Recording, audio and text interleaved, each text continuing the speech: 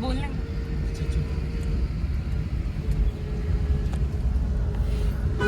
Hello दोस्तों, good morning. Myself Rahul from Lucknow. Welcome to my YouTube channel. दोस्तों आप सब कैसे हैं? आई होप अच्छे ही होंगे। दोस्तों अगर आप मेरे चैनल पे नए हैं तो रेड बटन दबा के चैनल सब्सक्राइब कर लीजिए, बेल आइकन दबा के नोटिफिकेशन ऑन कर लीजिए, ताकि जो भी वीडियो मैं अपडेट करूं उसका नोटिफिकेशन आपको हर दिन मिल सके और हर दिन कुछ न कुछ आप नया सीख सकें। क्योंकि हर स्टूडेंट का कॉन्फिडेंस लेवल अलग अलग होता है, आप किसी से कंपेयर नहीं कर सकते। और दोस्तों अगर आपको मेरे से बात करनी तो आप मुझे इंस्टा पे फॉलो कर सकते हैं। Learning to drive Rahul Mittal के नाम से मेरा पेज है, उसका लिंक मैं डिस्क्रिप्शन में दे दूँगा, आप लोग जाके फॉलो कर लीजिए। आप मुझे FB पे भी फॉलो कर सकते हैं, फेसबुक पे, वहाँ पे भी लर्निंग टू ड्राइव के नाम से मेरा पेज है, उसका लिंक भी मैं डिस्क्रिप्शन में दे दूंगा। एक मेरा सेकंड चैनल है कार नॉलेज बाय राहुल, उसका लिंक भी मैं डिस्क्रिप्शन में दे दूंगा। इन सब जगह मैं एक्टिव रहता हूँ और छोटी छोटी वीडियोस अपडेट करता रहता हूँ, जहाँ पे आपको डेली कुछ न कुछ आप नया सीखने को मिलेगा। मेरे साथ मेरी स्टूडेंट है, मैं उनका नाम जान लेता हूँ। क्या नाम है, कौन सा डे है, क्या कॉन्फिडेंस है? Hello ma'am, good morning. क्या नाम है आपका? गुड मॉर्निंग, मेरा नाम रिचा है और मेरा 5th डे है आज। 5th डे है। तो 5th डे में आपने कितने परसेंटेज कॉन्फिडेंस बिल्ड कर लिया है, और क्या कहेंगे आप अभी कि 50 डेज के हिसाब से? अब इसको फर्स्ट गियर में कर लीजिए। हाँ चलो, हाफ क्लच पे, हाँ हॉर्न देते हुए चलो, जाओ धीरे धीरे, बस बस बस बस बस बस। हाँ अब राइट का सिग्नल दीजिए नीचे को, थोड़ा बिफोर प्लान करना होता है, क्योंकि लेफ्ट साइड से ट्रैफिक आ रहा है ना, खतरा आपको लेफ्ट लेफ्ट लेफ्ट लेफ्ट से। अब इधर लेफ्ट ले लो, यहीं से लेफ्ट, हाँ टर्न करो। और सिग्नल्स के लिए रिचा जी 1 फिंगर यूज़ करना होता है, पूरा हाथ नहीं यूज़ करना होता।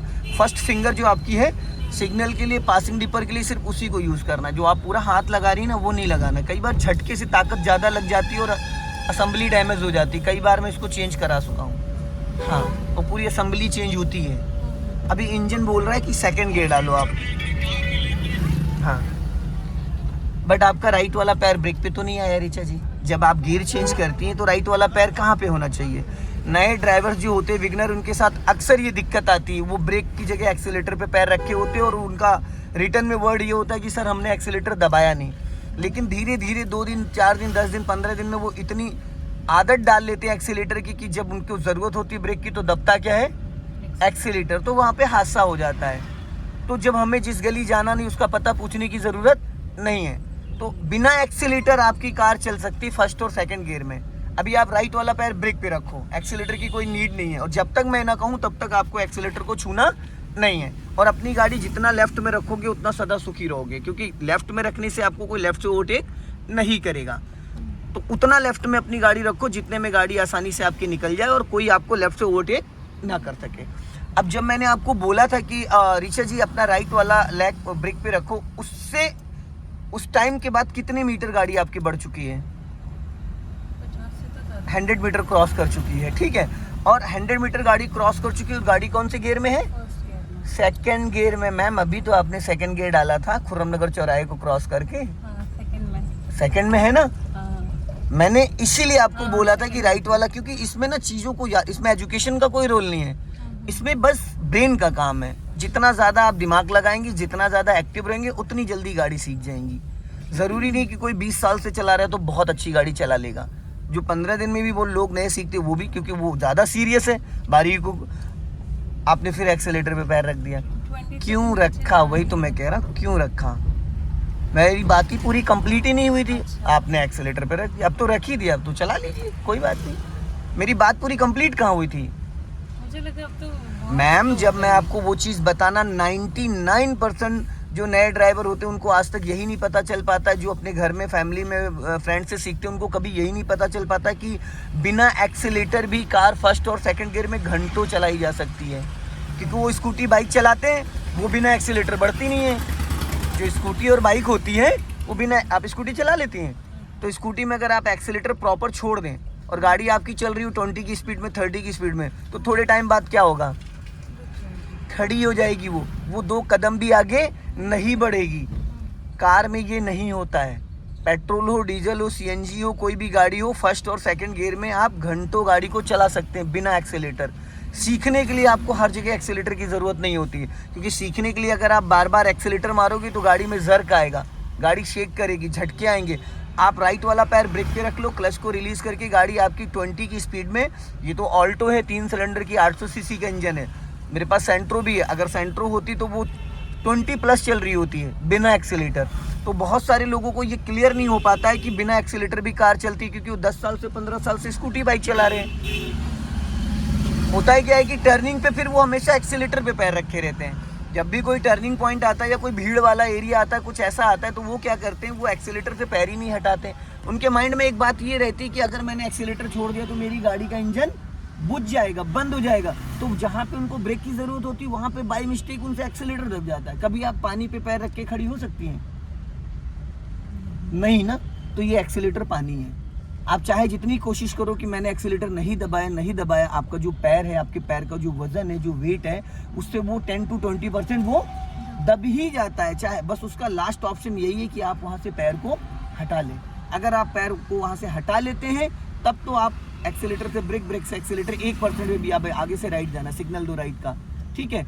अब ये बिना एक्सीलेटर गाड़ी आपकी यहाँ तक चल रही हो, 20 की स्पीड चल रही है, देख रहे हैं, और 800 सीसी का इंजन है। अगर ये 1000 सीसी का, 1200 सीसी का होता तो और तेज चल रही होती गाड़ी। अभी यहाँ पे हाफ क्लच दबाओ आप, बस हाफ क्लच मैंने क्यों दबवाया, ताकि एक होता है ब्रेक लगा के गाड़ी को धीमा करना, एक होता है जब हम 50% क्लच दबा लेंगे तो इंजन से ही गाड़ी 50% फ्री हो जाएगी।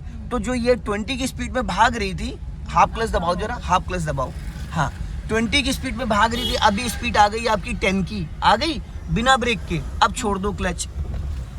लेकिन अगर हम बिना ब्रेक के गाड़ी को कंट्रोल करना चाह रहे हैं तो उसके लिए हमें बिफोर क्लच लेना पड़ेगा, before 10 to 20 50 metre before.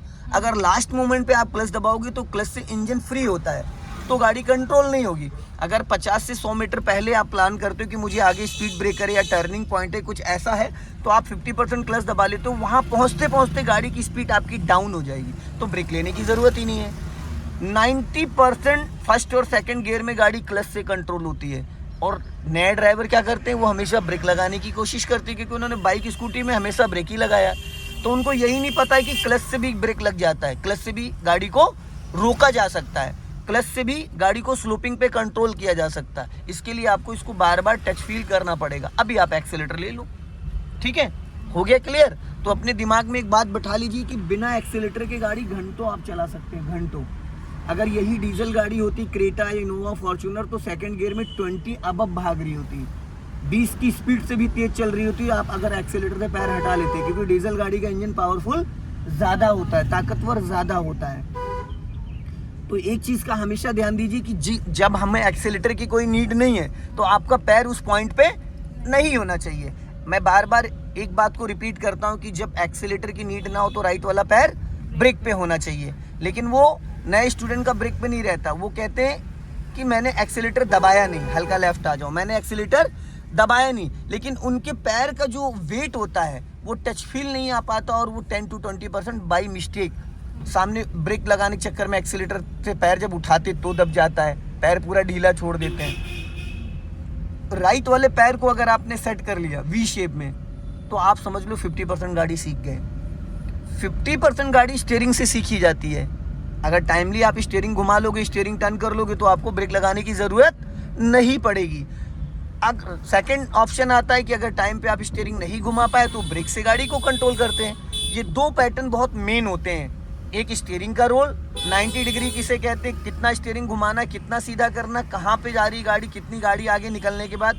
Second option आता है एक्सीलेटर टू ब्रेक, जब हमें एक्सीलेटर की नीड हो तभी हमारा पैर एक्सीलेटर पे हो। अगर हमको एक्सीलेटर की नीड नहीं है तो हमारा फुल टाइम, चाहे 10 मिनट हो चाहे आधा घंटा हो, ब्रेक पे पैर होना चाहिए। अगर आप लर्नर हैं, अगर आपने इसकी आदत डाल ली एक्सीलेटर से ब्रेक की, तो सालों साल क्या मतलब लॉन्ग लाइफ तक कभी आपसे बाई मिस्टेक एक्सीलेटर नहीं दबेगा, चाहे जैसी सिचुएशन हो, समझ रहे हैं। तो अपने राइट वाले पैर को बार बार वी शेप में, अभी ब्रेक की जरूरत नहीं फिर भी वी शेप में, accelerator to brake, accelerator to brake, accelerator to brake, toe से, मतलब उसकी प्रैक्टिस करते रहना, पैर को वी शेप में नचाते रहना, ताकि आप हैबिचुअल हो जाओ, आदत बन जाए।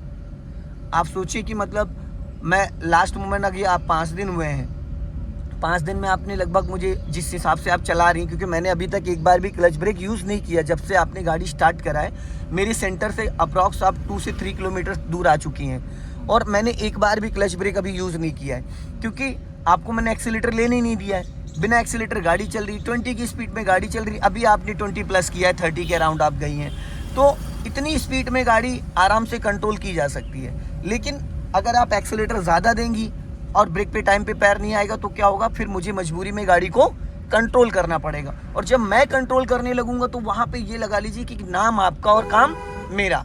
जब आप अपनी कल को गाड़ी चलाएंगे तो उसमें डबल क्लच ब्रेक नहीं होगा, जो बैठा भी होगा वो कुछ नहीं कर पाएगा। तो वहाँ पे अगर आपको 100% पैडल का यूज़ नहीं आया है, 100% क्लच ब्रेक का और एक्सेलेटर का और स्टीयरिंग का, तो वहाँ पे फिर गाड़ी आपसे बार बार बंद होगी, अनकंफर्टेबल चीज़ें हो जाएंगी, करना कुछ चाहोगे होगा कुछ। तो उसके लिए आप जितना ज़्यादा क्लच ब्रेक को और गियर की प्रैक्टिस करेंगे वो आपके लिए बेनिफिट होगा। क्योंकि जब कल को आप अपनी गाड़ी निकालेंगे तो वहाँ पे फिर आपकी कोई बगल में जो बैठा होगा वो कोई हेल्प, क्लच ब्रेक को लेके कोई हेल्प नहीं कर पाएगा। तो इसके लिए जितना ज़्यादा आप एक्सेलेटर से ब्रेक से, मान लो कोई गड्ढा आ रहा है, कोई स्पीड ब्रेकर आ रहा है, कोई रोड, अब जैसे साइकिल वाला आ रहा है जहाँ ब्रेक की नीड नहीं है, फिर भी आप 10 मीटर पहले ब्रेक पे पैर लिया हो, आप ये सोच लो कि ये कभी भी राइट टर्न कर सकता है, ये कभी भी मेरे सामने आ सकता है, यहाँ से राइट जाना है। अब गाड़ी देखो कहाँ पहुँच गई आपकी, देखा एकदम से आपकी गाड़ी राइट भाग गई।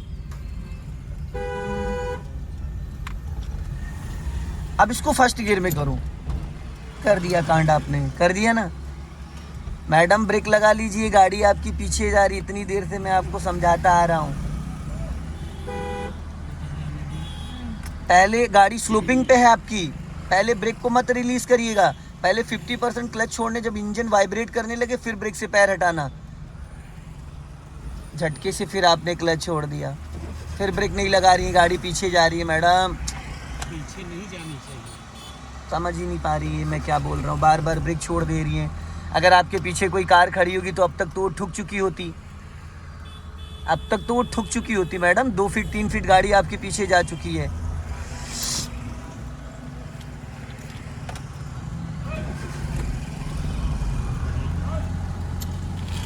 चलो चलो खिसकाओ, आप ब्रेक छोड़ो, आपका पैर ही राइट वाला नहीं चल पा रहा है, वो वी शेप में पैर ही नहीं चल पा रहा है। कोई नहीं, चलिए।